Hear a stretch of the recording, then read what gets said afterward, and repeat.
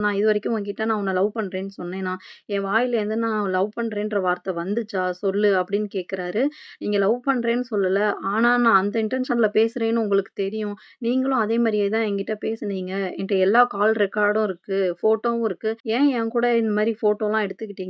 என் கூட ஏன் அப்படி சேட் பண்ணீங்க? என் கூட ஏன் ஃப்ளர்ட் பண்ணீங்க? அப்படின்னு அவங்க கேள்வி மேல கேள்வியா கேட்டுட்டு அழுறாங்க. எந்த கேள்விக்குமே பதில் சொல்ல முடியாம சோழன் ஒரே ஒரு விஷயத்த மட்டும் சொல்லிக்கிட்டே இருக்காரு. "நான் உன்கிட்ட ஃப்ரெண்ட்லியா மட்டும் தான் பேசினேன். நீ எனக்கு தங்கச்சி மாதிரி, நான் உனக்கு அண்ணன் மாதிரி.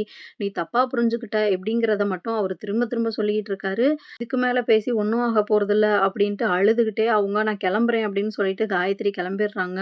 காயத்ரி அப்செட்டா போனாலும் சோழனுக்கு இதோட இந்த பிரச்சனை முடிஞ்சிருச்சு அப்படின்னு நினைச்சுட்டு அவரு நிம்மதியா இருக்காரு. ஆனா பிரச்சனையே இதுக்கு அப்புறம் தாங்க ஆரம்பிக்குது. காயத்ரி சாப்பிடாம, தூங்காம அழுதுட்டே இருக்காங்க.